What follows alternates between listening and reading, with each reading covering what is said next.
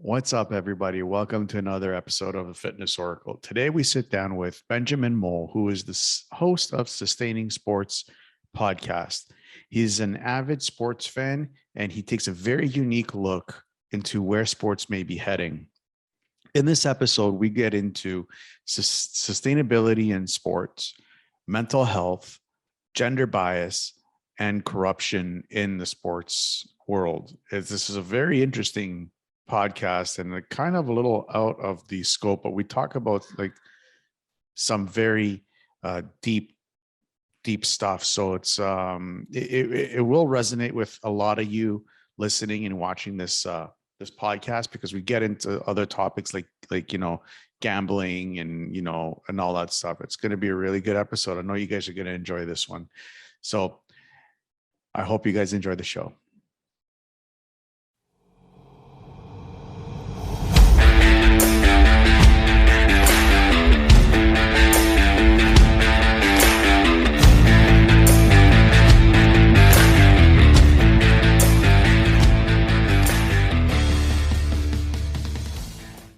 Welcome to the Fitness Oracle, where we have real conversations with real people just like you, with real stories just like yours.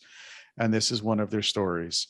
I am your host, John Katsavos. My guest today is Ben Mole from Sustaining Sports podcast.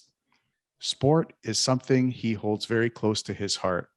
It is one of the great joys of the human condition for athletes and spectators alike.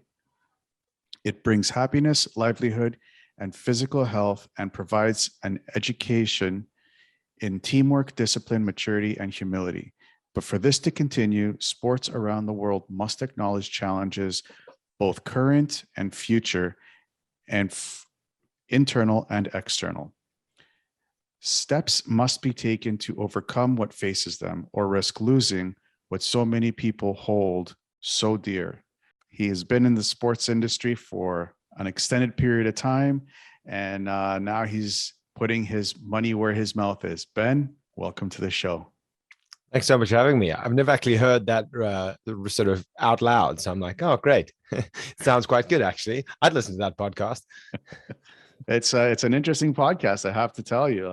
I've been listening to a couple of your shows. They're pretty good. How's that coming along, the podcast? How are you liking it? Well, firstly, thank you for listening to a couple of episodes, and I'd love to get your perspective in coming at it from a different side of the world and that kind of stuff.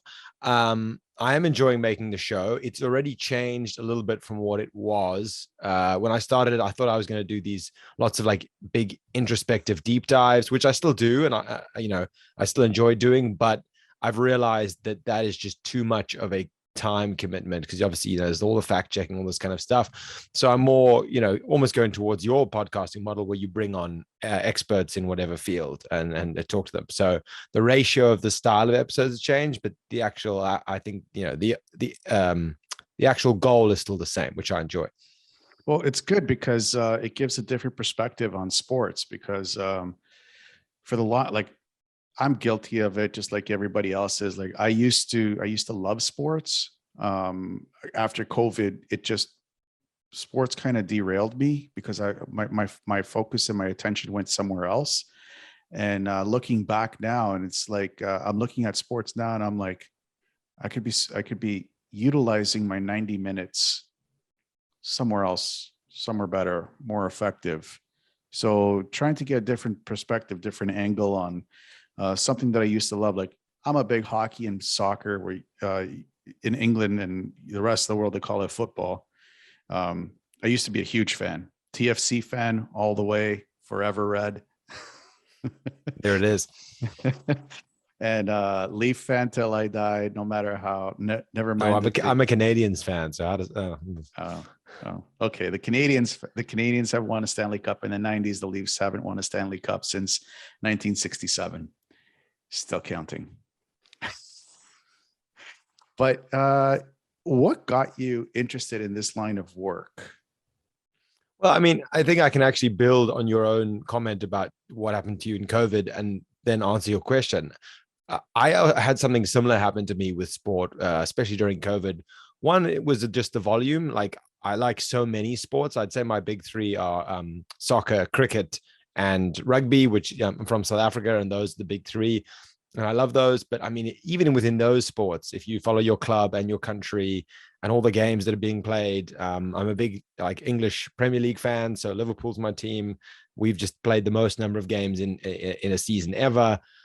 It is a bit much, if I'm honest. And what you start to realize is that sport is not necessarily a this fun thing that the brands want you to make it sound like. It is a commodity and it is a form of entertainment, and they're pushing this form of entertainment as much as they can.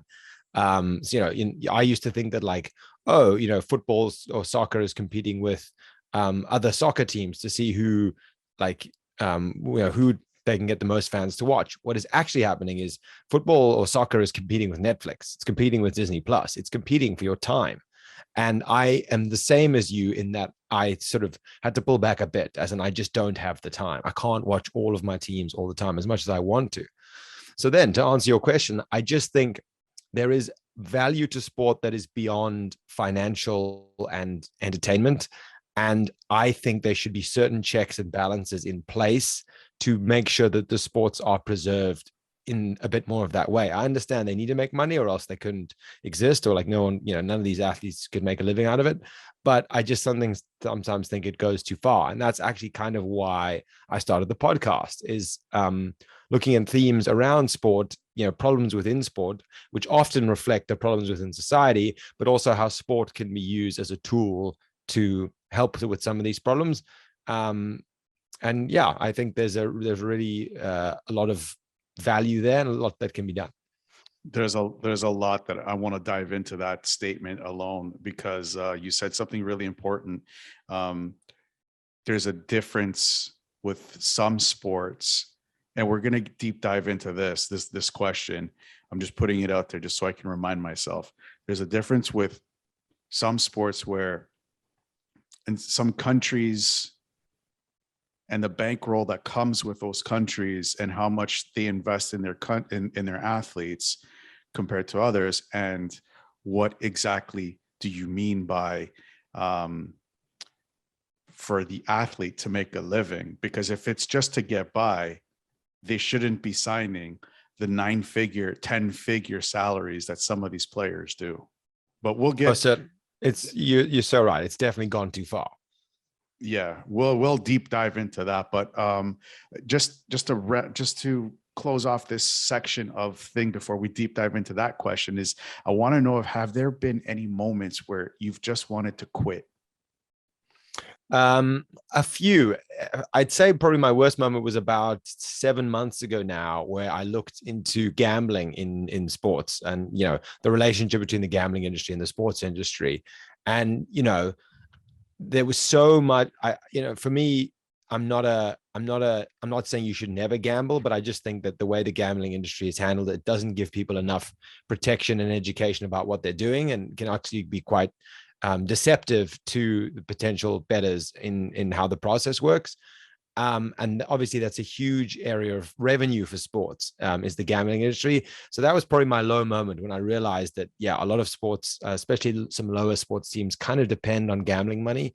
And the idea that sport couldn't exist in the way I wanted to, perhaps without gambling money, was, a particularly low point. And even just researching into how much gambling companies know how damaging their product is, was a real low one for me. I'm not saying you should never ever gamble. I occasionally throw out a punt or two, but something like 80% of revenues in the gambling industry come from problematic gambling addicts, and the gambling companies know that, and they're not doing anything about it. And that was probably my low moment. And you have to have those moments of mental clarity where it's like, all right, you've chosen a career that addresses these kind of problems, and you can't get put down by these kind of problems. But that one was a big one for me.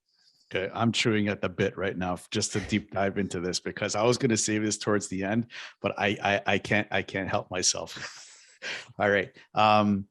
You said the big part, the big problem is the gambling part of sports, and I completely and utterly agree with you. Like, outside of Canada, my favorite soccer club, my favorite football club is Olympiacos in Athens. Yeah. And if you look at the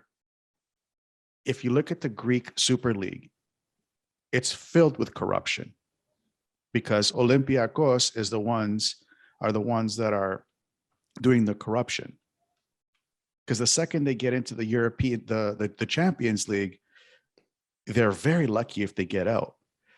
How can a club, how can a country like let's say like the Greek Super League, how can they be able to up their level to get more of their clubs into the bigger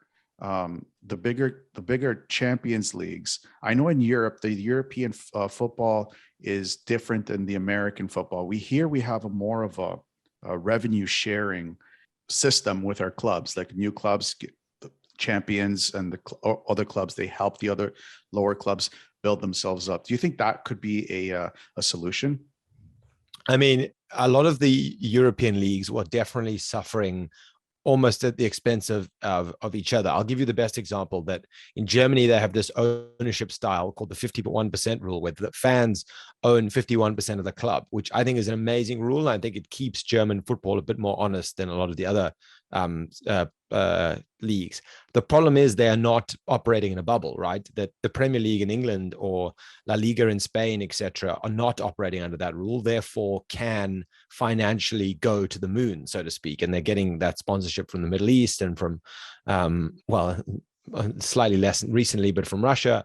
And therefore, great German players, or if a player makes it well in the German league, they probably survive there about 2 or 3 seasons before they get picked off. The best example already is Erling Haaland, who's this Norwegian wonder kid who's just signed from Borussia Dortmund's gone over to Man City. Like, that is just so textbook now of what has happened. So these leagues to some degree are the lower league, shall we say, or the smaller leagues. I don't want to say lower because they are top level in their own country, but they are beholden to these bigger leagues.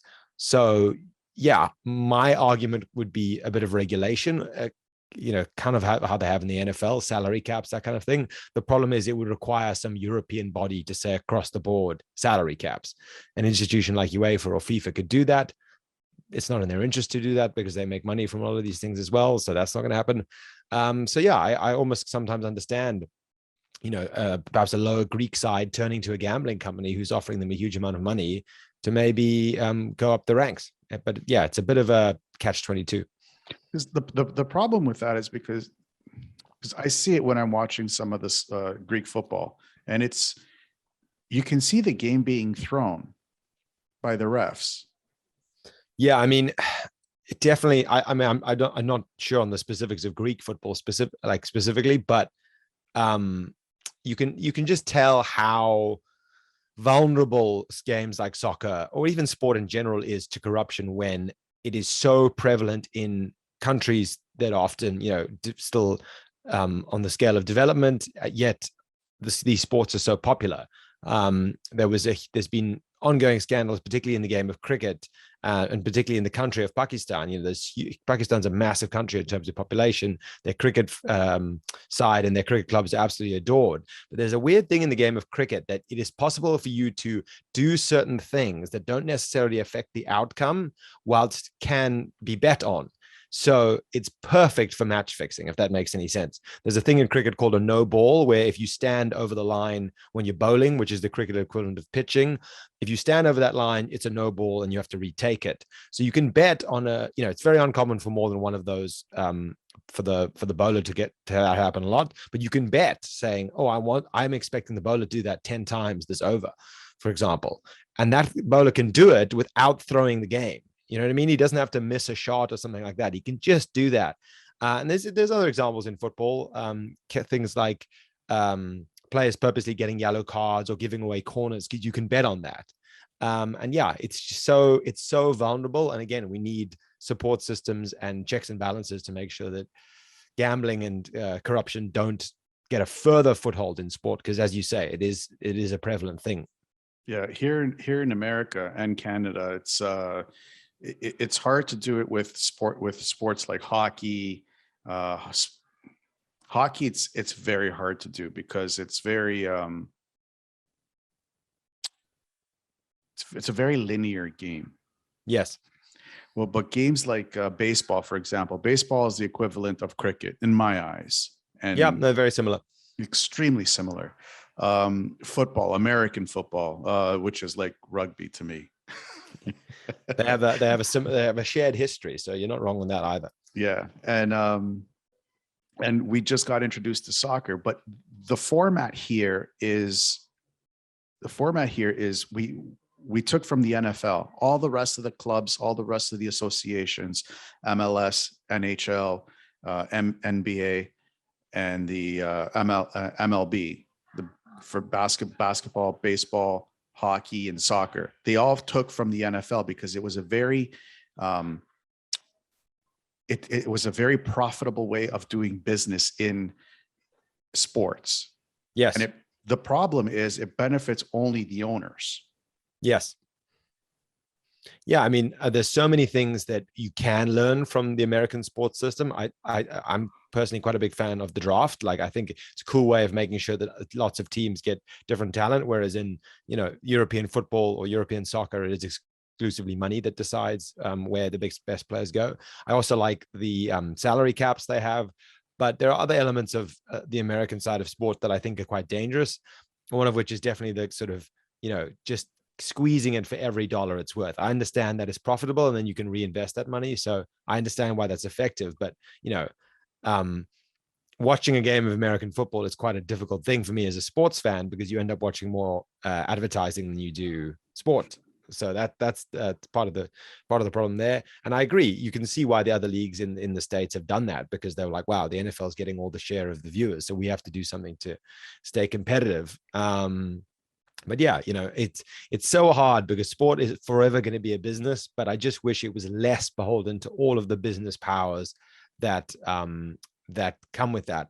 And yeah, my classic example is that a team would rather have 1 million, shall we say, soft fans who all buy a jersey than 1,000 rock solid diehard fans. And that is sad to me. That's almost a problem, because a lot of these stories that were built around these football teams or these sports teams were built on, working class people giving their life, heart, and soul to these clubs over the years.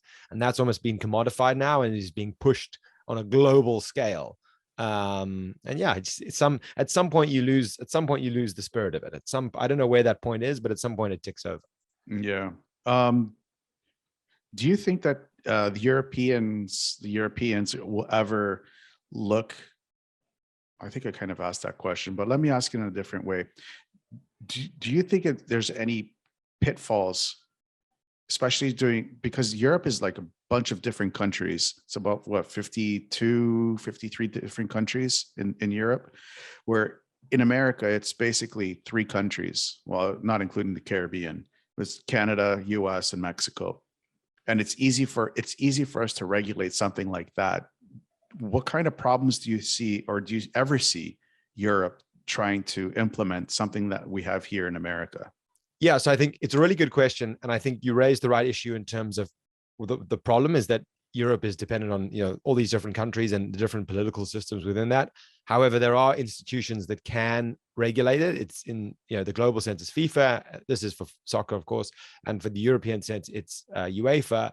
However, from the way I see it, UEFA are in a conflict of interest because they stand to benefit both financially and in terms of influence from these excessive salaries, all that kind of stuff. The more money that pours into European football, the better UEFA do. They are the ones who organize the Champions League final, which I just attended as a Liverpool fan, and we lost. So yeah, they make money out of these things. So they're never going to try and dampen it. They're never going to try and say, hang on, are we going too far here? So yeah, it's like any situation. If there's not an independent regulator, you can never trust it to be managed for the best of all the constituents, shall we say. Do you think at some point in time that's going to change? I think it's going to change a little bit. And that is based on one observation I actually got out of Greek football, would you believe? I was moderating a panel at a conference regarding Greek football, Greek soccer. And one of the other speakers, I had a chance to listen to all those speakers while I was there. One of the other speakers raised a very interesting point around the competitiveness of the game and fan interest. And his research found that if your team had more than a 90% chance of winning, the fans start losing interest. But by the same token, if they had less than a 30% chance of winning, they also start losing interest. The sweet spot is around 60%. If your team has about a 60% chance of winning, that'll get you the most engaged because you're optimistic, but you know there's something to lose. And the way that money and sport is working right now is not lending itself to these close fixtures. The best teams have so much money and buy the best players that they almost have a 100% chance of winning. And so it's just not fun for the fans because you sit down there and you're like, unless my team wins 5-0, I'll be disappointed. And that's not how sport should work. So yeah, that might force some change, but it'll take a long time for these institutions to realize that, unfortunately. I would like change tomorrow. To answer your question, I think it'll change in like 30 years. Mm-hmm. Well, it's interesting because even the fan mentality in Europe is completely different than what it is here in Toronto, in Canada and the US, because here in Canada and US, it's team based, Yes. and the team is specific to the sport that they're playing. Like Toronto has the Toronto Maple Leafs, the Toronto Blue Jays, the Toronto the lacrosse, the Toronto Rock, I said the Blue Jays, the Toronto Argonauts. So four or five different, and Toronto FC, which is five different teams. In Europe, it's club based to the point where it's like we have the same team across all different sports. Yeah, I've seen that's more common in Spain. Like the Real Madrid has a basketball team. It has, it's Real Madrid for all of these different sports. It's quite interesting, right? So it means if you do want to transcend as a fan from different sports and you are from Madrid and you support Real Madrid soccer team, you're much more inclined to support all of the other teams. So I'm not really sure how I feel about that. I suppose from a purely business perspective, it would make sense if your sport is less popular and you can attach yourself to the brand of, for example, Real Madrid. That would be quite beneficial for you. But yeah, obviously they lose a certain degree of independence. There's an interesting thing happening in women's soccer in the UK, which is slowly starting to take off, and I'm very pleased about that. It's something I've been advocating for a long time on my podcast, is the promotion of women's sport across the board. But what is happening, unfortunately, is that because a lot of these clubs have a similar location and that kind of stuff, or they're from the same city, they were maybe independently started for a while, but now have been absorbed into the same business and the same branding model. So now the Manchester City women's team plays in the same kit as the Manchester City men's team, which again, from a business perspective, is nice because that Manchester City women's team can get a load more revenue and maybe probably gets a slightly bigger fan base and stuff.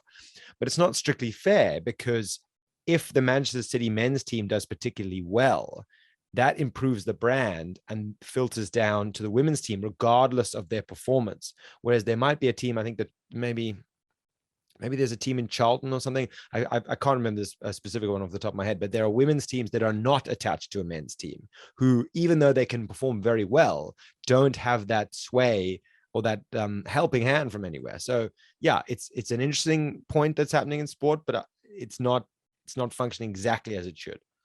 It's interesting that you said that. I mean, I'm glad that the women's football is increasing in the UK. I know in Canada, women's football and the women's hockey league actually just fizzled out. There wasn't too much interest in it, it is what it is. I mean, I understand that it's based off of ratings and everything.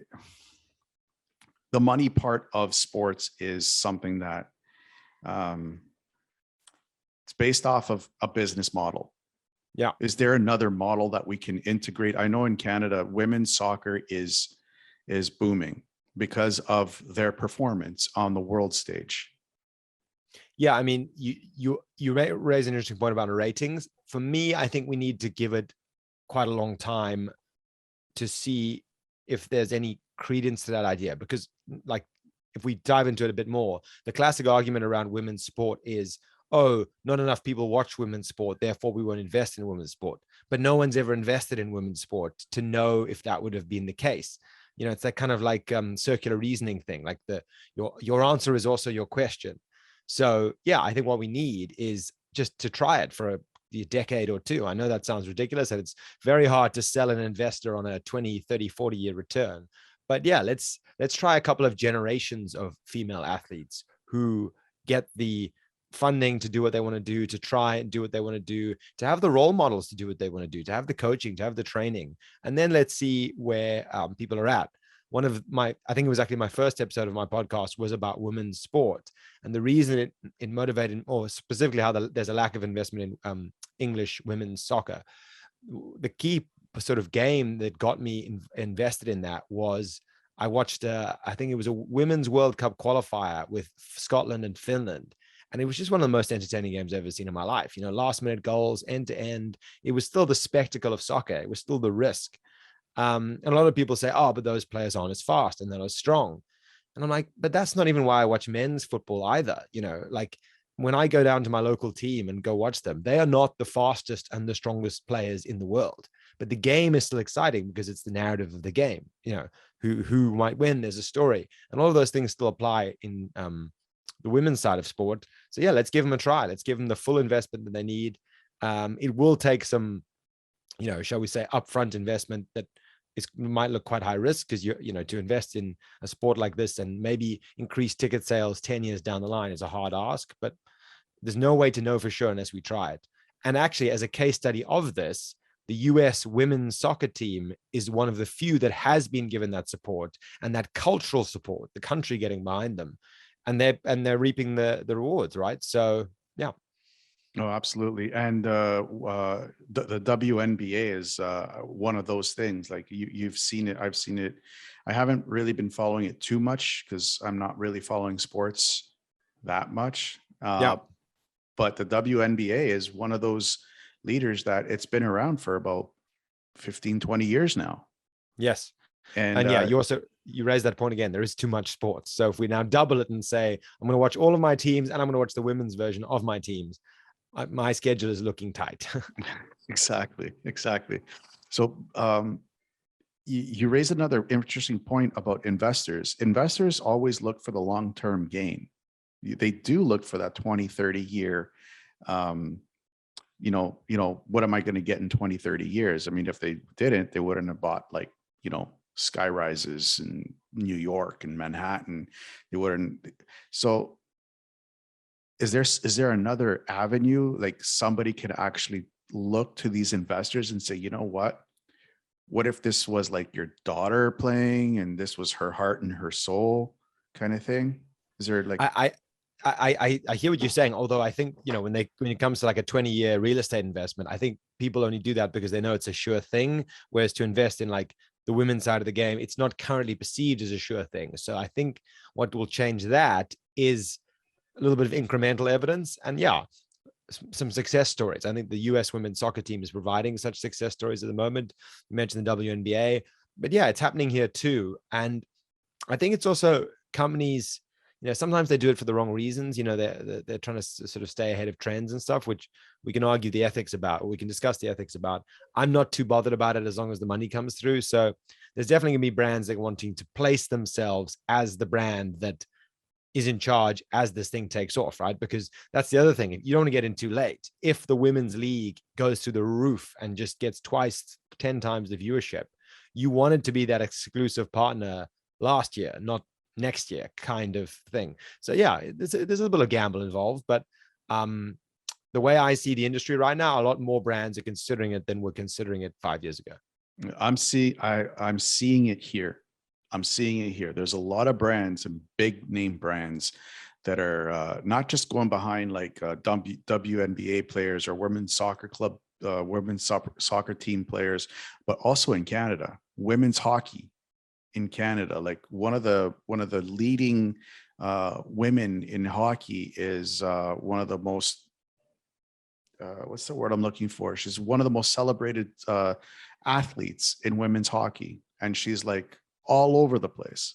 Yeah, and as soon as brands see that these players become as marketable as the male players, then yeah, that's when the money will start rolling in. And then again, let's see what happens. And I think I mentioned it earlier, but role models is so important. Like, how are you to decide to become a professional sports person if you've never seen anyone of your sex performing at that level? once you do see that, that gives you the incentive and the belief to go for it. I know when I was a kid, I wanted to be a professional athlete, and the reason being is that the people I idolized were professional athletes. I wasn't inventing it. I wasn't like, oh, so we've basically been asking young girls for the last 100 years or so to invent the idea of them being sort of completely successful and independent athletes, and some of them have done it. We think of, like, obviously there's the big names like Megan Rapinoe and all this kind of stuff, and they're amazing, and they're trailblazers. But we need more of them, and then we need the generation that comes afterwards that didn't have to fight so many barriers to just get to the level that they could then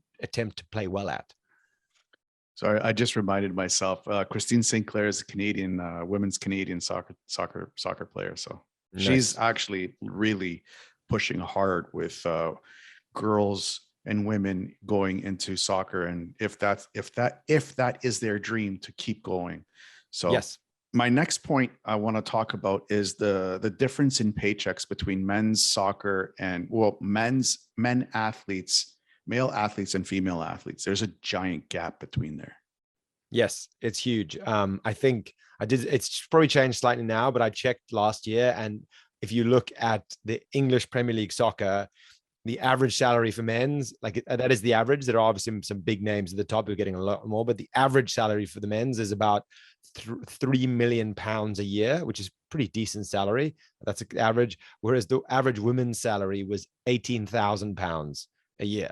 So, I mean, just an astronomical difference in average salary at the top division. And you can see how that would completely dissuade literally hundreds of thousands of people from pursuing that career path, if that's the difference in potential outcome. Yeah. I know a lot of the paychecks that the athletes get is based off of not just performance, but, like you said, marketability. How long do you think it's going to change before, there's, I wouldn't say equal wage gap, but a little bit more realistic? Yeah, I know at least at a national level, I'm totally in favor of the players being paid equally. And I know that's what the women's US soccer team has been going for. And I think that's such an amazing achievement. And they've worked so hard to get that. At the club level, I'm a little, as I say, I'm trying to be realistic. I just don't think it'll happen in definitely not in the near term, because we are subjected to supply and demand. And yeah, even if there is 5% more viewership of the men's game, then there will be higher salaries in the men's game. But my goodness, can we equalize it a lot without it still being, dead on even? Like, let's get it to sort of 60-40 or something, and see where we end up there, because it seems ridiculous that if you are like, the top 10 doing the same thing in the entire world compared to someone else who is male and doing that thing, you're getting paid that much less, that much less. Of course, a lot of people say to me, okay, there are more male athletes in the world trying to do that, et cetera, et cetera. So then your pyramid is larger to get to the top. And I agree, but it should never be that big of a gap. 3 million to 18,000 per year is not a representative gap of that difference. Yeah, it's not something that, if I was a girl, or if I had a little girl, it would be like, she would look at that she'd be like, that's not a viable way of me making a living.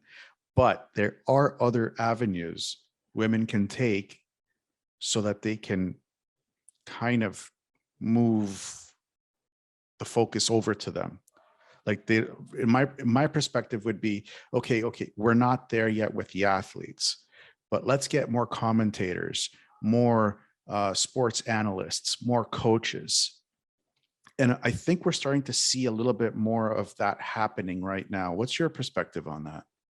I think you raised such a good point. I mean, the coaches and the analysts one is so accurate. Like, there is absolutely no reason there shouldn't be, like, as many female analysts / coaches than there are men's, because that is now a mental capacity. It's a mental objective to perform a job. So it's got no, shall we say, physical barriers. So it shouldn't be the case that it's so male dominated. I understand so far it's been sort of the experience within the industry and the legacy of that can change. So I agree with you, especially, from a training perspective, from a qualifications perspective, we should literally be giving every opportunity to women to try and access some of these job roles, because that is a way that the money that is being generated in sport can be more evenly distributed. And again, even that provides role models, right? Like if you're a little girl and you go and watch sport, with your parents, for example, and you never see one female face on the screen, you think, oh, sport's not for me, I want to do something else. And that's not how it should be. Now, just a little bit of clarification of why I'm going into the women's side of this. This podcast is specifically for, guys that are having trouble with finding their place in their world. Like us guys, we still have women in our lives, and they will look to us for inspiration. They will look to us for guidance, especially our daughters, our nieces, our cousins. And if their heart and soul is put in a sport, okay, maybe they might not be able to play the sport at the level or get paid for or get compensated for the sport that they love as a boy or a male. There are different avenues that they can take in order for them to profit from it and to be, like Benjamin said, like be that role model. Yes. And I'm not a father at the moment, but I hope one day to be. And I've always said, it doesn't matter, like whatever my kids' preferences are, whatever their sex is, et cetera, et cetera, et cetera. It does not matter. There are just some fundamentals that will be in place. One, all of my kids will try sport. They will try it, like to see if it's for them. They'll try a couple of different sports. They'll be given the time and the resources to make sure that they can make an educated decision if they do or do not want to do that thing. Of course, I'm never going to force my child to be a sports person. I know sometimes that's a classic sports loving parent thing to do, right? Is push their child to achieve sporting things they never did. I'm not that guy, but they'll be given that avenue. And then in terms of the support, it doesn't matter if I have, 5 boys or 5 girls or whatever, that my kids will have a healthy relationship with sport in the same way I do. And it's something I would like to share with them, and something a family could do together, as in like, this is our team. And I've noticed that in my own family, it's actually probably the thing we end up talking about the most, is we're all big Liverpool Football Club supporters. And it's a really nice thing to talk about within a family, because it's this kind of external thing. It's something we all care about. It's something we want to succeed, but it's not, it's got no stake. It's not the dinner we ruined last Sunday or something like that. It is entirely independent of us. So if we win together, and we lose together. Which we're going to be shifting gears a little bit now into what you just talked about. And we want to talk about the mental health in sports. And I want to look at both aspects, the athletes aspects and the fan aspect, because I think both are critical for us to really get a grasp at. For athletes, let's focus on the athletes for a little while. How hard mentally is it for an athlete to lace up the shoes, lace up the skates, put on that jersey, and get out there in front of 20, 50, 100,000 fans? I think it is probably as hard as it's ever been. One, that just the sheer number of eyes on you and the sheer number of cameras. If you mess up at any moment, at any point, everyone will know about it instantaneously, compared to what they used to do, when you played back in the 50s and 60s, that, the most people would ever just see would be the newspaper report of how well you played. So it's a different world in that regard. I also think there's a very interesting element that is happening with sport at the moment around long-term livelihood, because the data is now available to us since a lot of sports went professional and people dedicated, a huge degree of their teens, 20s and 30s to it. What happens right afterwards, right? These athletes at 22, they think, oh, like, this is amazing, I'm living the dream. But they literally know that in 15 years time, give or take, which is not a long time when you think about your whole career, that should be 40, 50 years, they not only will they be out of a job, they will probably be unemployable. Some of them can be coaches, some of them can be analysts, some of them can be commentators, but there's just not that demand for that many commentators, etc. And even in terms of the analysts and the pundits and stuff, I've noticed that there is this new breed of punditry that's coming through, or the expertise, that are literally former professionals, people who have spent more time and who are more data savvy. So if you're a professional sports person in the moment, you basically got until you're about 35, 40 years old to make as much money as you can. This is another reason why they're going after these big salaries. So what that's doing to players' mental health, I don't know. But yeah, it's a very important one to be looked at. And there's a lot of evidence coming around, loads of them end up, particularly I'm talking English soccer again, but big problem with alcoholism afterwards, big problem with gambling addiction, big problem with get caught up in scams, because, a lot of scam artists know that they have some money, but that they are desperate to invest the money somehow. So they're so vulnerable to, loads of investment scams. And of course, these scammers know that these athletes probably don't have the acumen to see through the scams. They're not financially literate to a large degree, et cetera, et cetera. So maybe that's another thing we need to do: support long-term employability and financial literacy of athletes. Well, you're not wrong on that, because you're not wrong in that at all. Because if you look at the NBA in mid 90s, you had two amazing players in the NBA, Michael Jordan and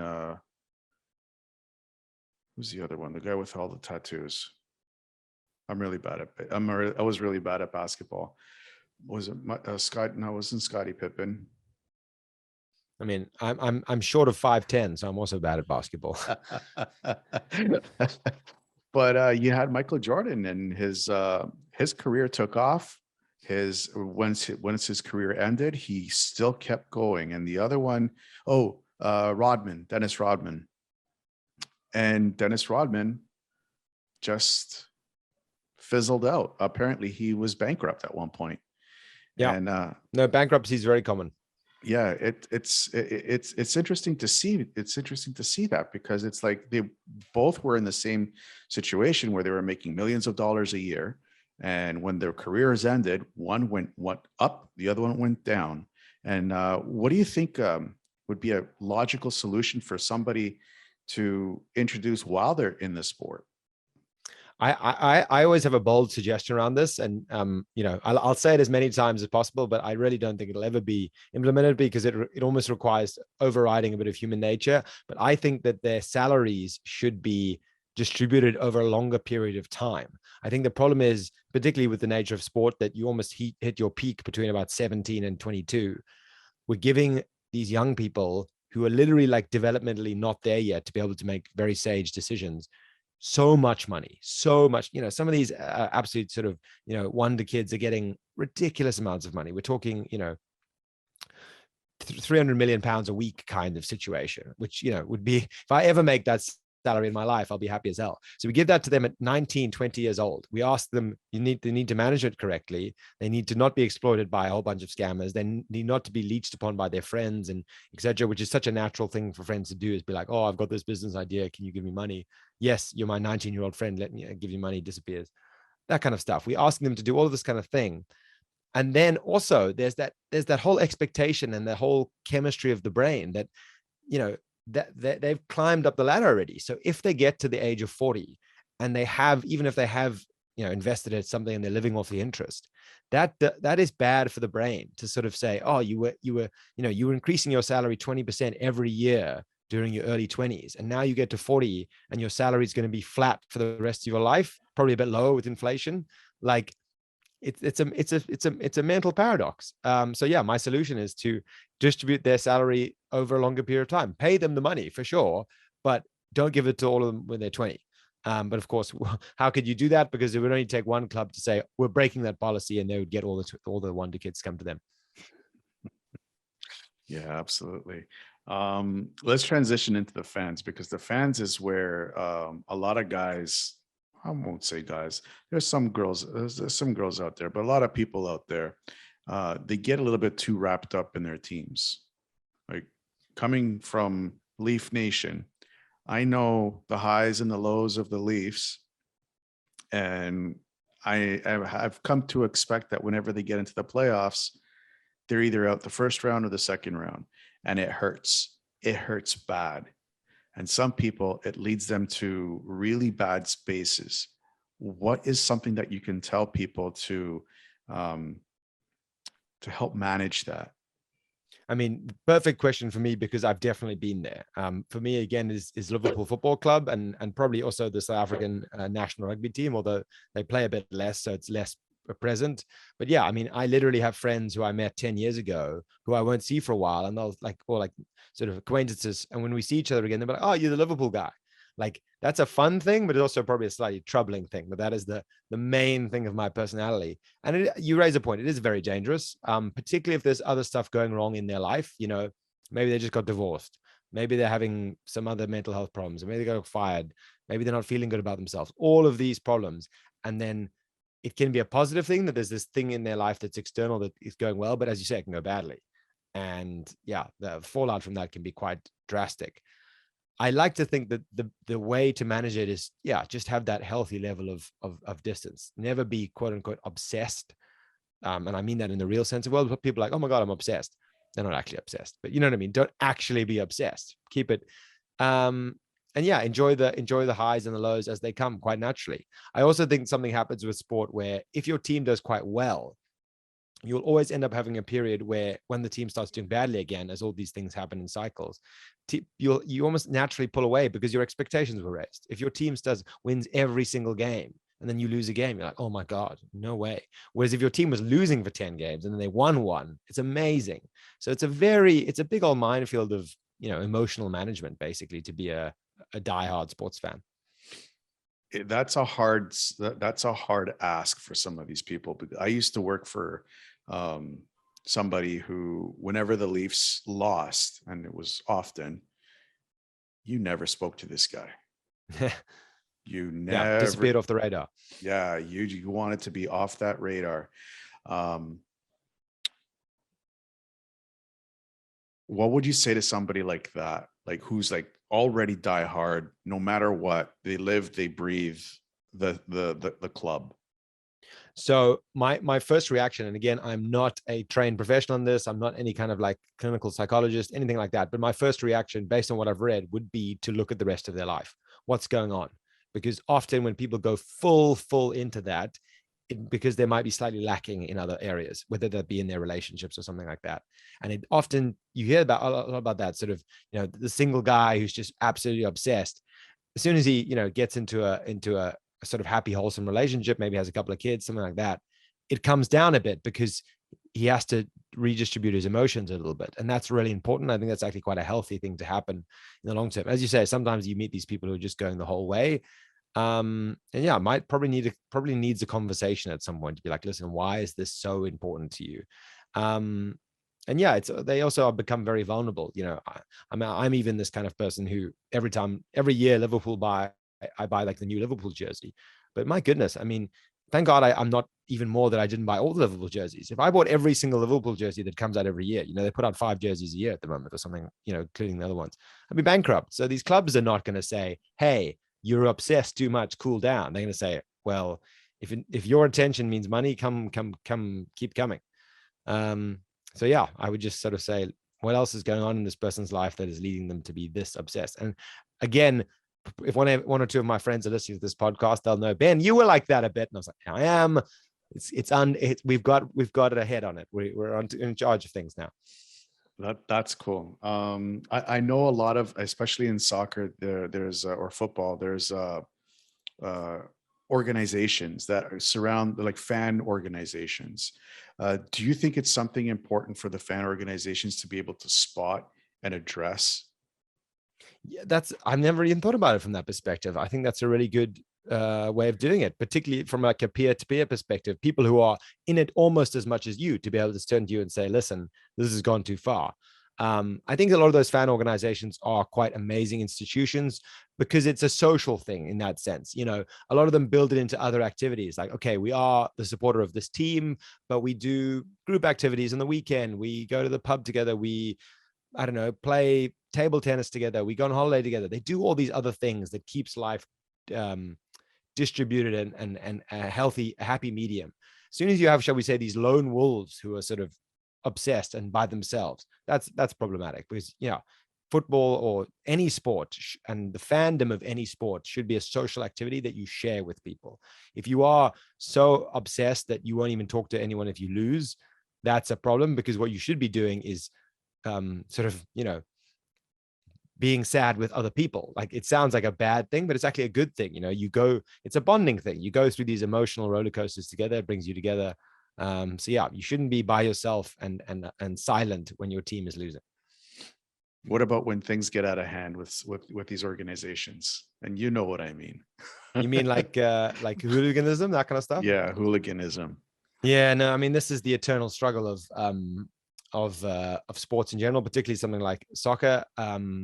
I do think it's often miscategorized. I think, for example, this weekend, the Champions League final was an example of this, where there was these issues with like fans and them taking too long to get in the stadium, and UEFA were instantly like, oh, the fans were being rowdy and they were being hooligans. But I was there. There was no one being hooligans. It was literally a very orderly crowd.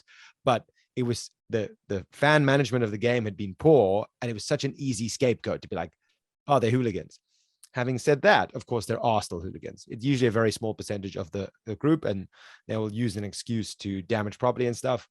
That is just really annoying. I think it's the worst when you're at a weekend and you're having a great time and all your mates are there and you're having a great one. And then, like, yeah, some guy who's wearing the same shirt as you, but you don't actually have anything in common with, just sort of throws a chair through a window. And you're like, now we all look bad, so to speak.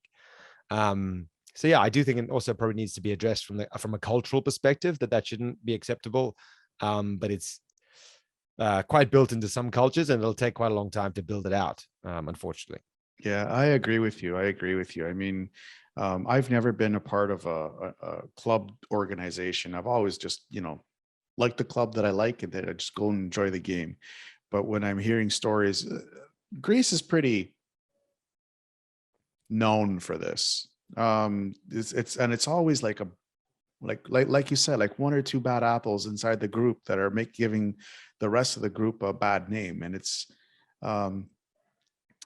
do you think it's a good idea for the organizations, not the organizations, the club organizations, the fan organizations, to say, you know what, we don't want you here, get out, here's your money back, we don't care, just go?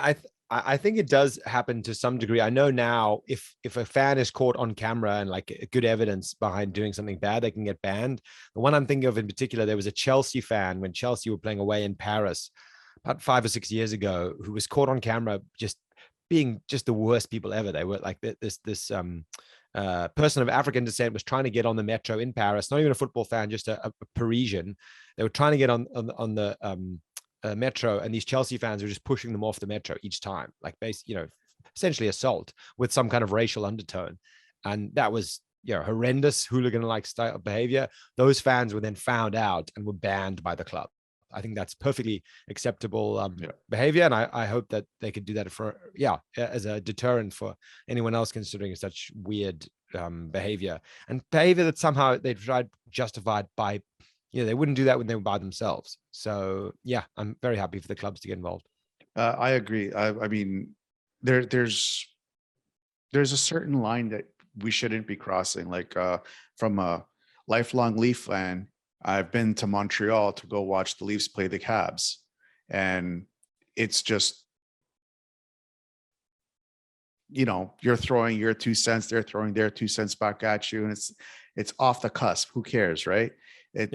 When it starts to get personal is when it changes, and we need to find that line. Yeah, my example I always remember, I used to work for a company up in Birmingham in the UK, a renewable energy company, and everyone on that office floor was a football fan, like quite a big football fan, but of loads of different teams. And not once did it ever get nasty. Like, I almost relished coming in on a Monday morning, whether I'd lost or whether I'd won, just because of the back and forth, the banter, so to speak.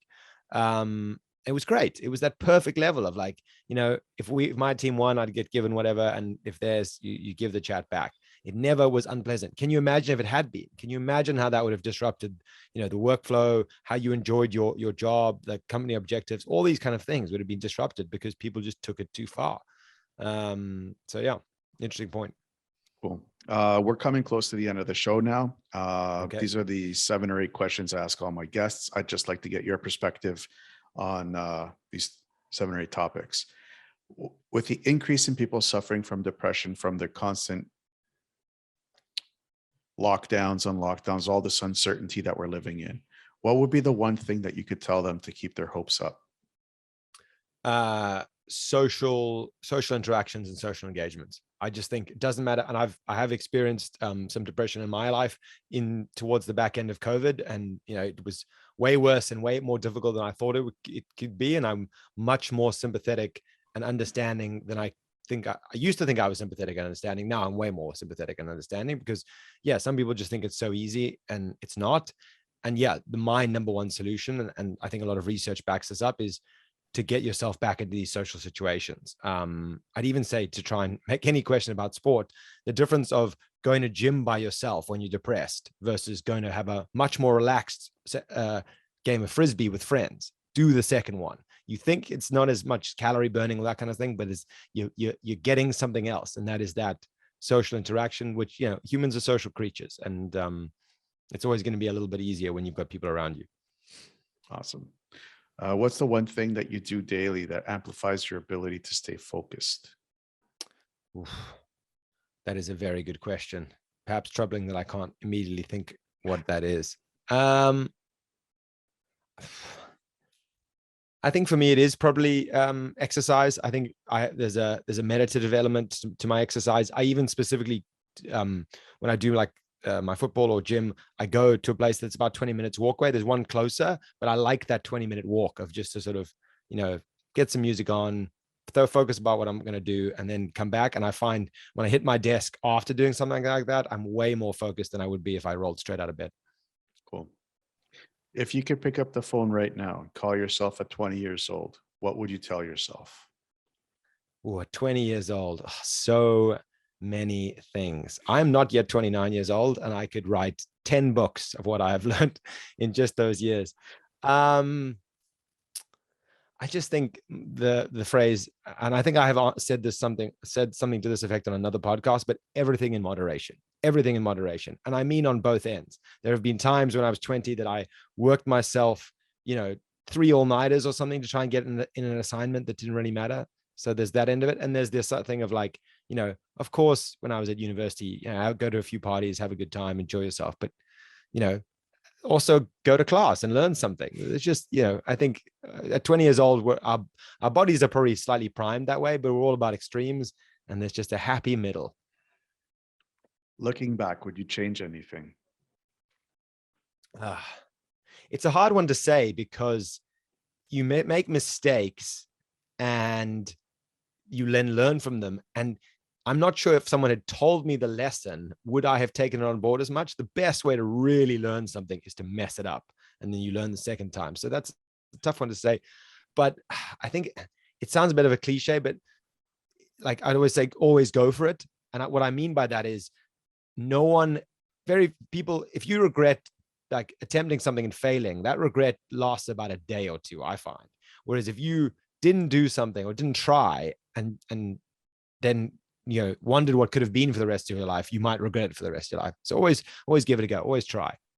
Awesome. Very, very, very great answer. What scares you? Oh dear.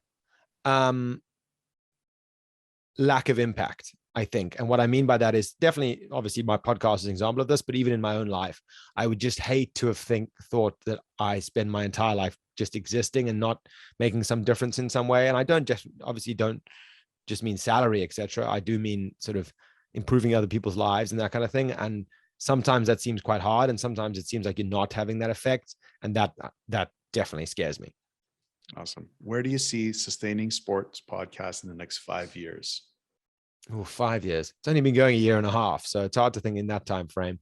But yeah, I'd like to think within 5 years, I would have covered almost all of the topics that I would want to have covered and found those expertise, but then would have maybe built up a network of recurring themes and also recurring expertise. So it would be great to have something that exists almost independently from my other work that I'm doing, that can just be a constant check-in for people who have questions around, the future of sport and where the threats are and what progress is being made, just as a resource that they can always check into. And I also, the reason I didn't put, for example, my name in the podcast, which is quite tempting, is that I wouldn't mind at all if it became bigger than myself and we got more people involved, because I just think it'd be a cool resource. And I promise to any potential listeners on your podcast who might have come across to my podcast, it'll always be free. At least the fundamental content will always be free, because I believe in this kind of information is important and it should not be a barrier to access it. Very good. Very good. What about you personally? Where do you see yourself in the next 5 years? So I would quite like my work to reflect a lot of these values that I underline in my podcast, around making a difference within sport. So I'd love to see myself in some kind of institution that is making that kind of difference. I've actually just started off in the last couple of months with 2 potential institutions, which I really like, and I'm enjoying working with them. So if one of those or both of those were to continue to go and to grow, and I could sort of start seeing the return on some of those actions that are being made, that would just be a perfect 5-year outcome. Great. Very great. Where can people find more about you? So my podcast is called Sustaining Sport, and pretty much everything around that is those words. So the website is sustainingsport.com. I'm on, there's a LinkedIn page, Sustaining Sport. There's a Facebook page, Sustaining Sport. There's an Instagram account, Sustaining Sport. And you can message me on any of those, and I'll get back to you straight away. I have Twitter. That is not called Sustaining Sport, because there's a dead account that has that handle. And if anyone knows that person who just doesn't tweet and has that handle and can give me that handle, I'd love it. But it's called Sustain Sport Pod on Twitter. But also on Twitter, I have my own account, BenMol11. So if you want a bit of a more personal conversation, find me on there. And happy to have a dialogue with anyone about anything. And we will list all your links in the show notes, so everybody has easy access to you and your content. Much appreciated. Of course. Any final thoughts? I mean, just almost a question back to you. Did you have any thoughts around sport in the way that we've discussed this when you were growing up as a sports fan, or have these thoughts come to you more recently based on how the world has sort of changed? Interesting. To be honest with you, I grew up in the martial arts world, and sports to me was more of Saturday night hockey at my grandmother's house, and just, the whole family getting together and watching the Leafs play. So it really, to me, it was more of a family get together, where the martial arts world is where my passion was and still is. Like, I'm forever a martial artist, and it's hard to see martial artists in that kind of context that, you'd see the Leafs or Liverpool or Manchester United or, these other clubs, because there's no club of martial arts. It's the dojo that you're a part of. Yeah. But I think it's very cool that you had that contrast and those almost healthy balance between those two worlds, because it is all sport at the end of the day. And there's value in both. And I think sometimes in my life, I've got too focused on the professional sport and the watching and less of the doing, and there's value in the doing. And thank you for answering that question, because I was like thinking this entire time, I'm like, I'm just giving him my opinion on all this stuff, but hang on, he's a sports fan too. What's his perspective on this? So thank you for that. No problem. And thank you, Benjamin, for everything that you do. Thank you for this great conversation. I literally did not expect I had a whole different kind of topic to be talking about, but this was so juicy. This is so great. And to get your perspective on some of these topics were really, really great. And your podcast is, again, I highly suggest everybody going over to Sustaining Sport and listening in on your podcast, because it really gives a really great perspective of, how we can make this available for everybody and make it like a profession, and how to figure different stuff out, different professions to make things work for us properly the way that we want it. So thank you so much for your hard work. No, you're so welcome. And thank you for having me on, and to your listeners, thank you for listening in. And I'm just always very grateful when anyone gives me 5 minutes, because I have a lot to talk about and a lot of problems to be fixed, and I can never do it by myself. So the more people know and the more they're interested in engaging, the better we're going to do. Going through hard times is just a test. What you need to know is that when you get out of whatever you're going through, you will be stronger than ever before, and you don't need to go through it alone. always know that you are not alone. Stay tuned for more real people with amazing stories that are just like yours. Until then, to everyone out there listening, I wish you a good morning, good afternoon, or good night wherever you may be in this crazy world. Hey, everybody, it's John from Resilient Reboot Productions and the Fitness Oracle. Thank you for watching this episode, and I really hope that you enjoyed it. Please don't forget to subscribe, hit the bell, and share this video if you are watching this on YouTube or on Rumble. If you're listening to this on iTunes, Spotify, Google Podcast Breaker, or whatever streaming service that you may be using, please give us a 5-star rating and a positive review as it will help us reach more people that are suffering from mental health issues. Before you go, I'd like to invite you to join us on podinbox. This is a great platform that we can keep the conversation going. Over the years, we've discovered that the best way to help people regain their confidence back of whatever fitness goal that they are looking for is to put together a tight-knit community that will be here to support you in that journey. So in order for us to do that, we are partnering up with podinbox to help us create that platform and give you that opportunity to have your voice heard. So all you have to do is click on the link below in the show notes and set up your free account on podinbox right now, and let's hear your voice. So I can't wait to start talking to you guys there. It's a great platform for all of us to get together and discuss the issues that we're suffering from. Until then, I'll see you guys soon.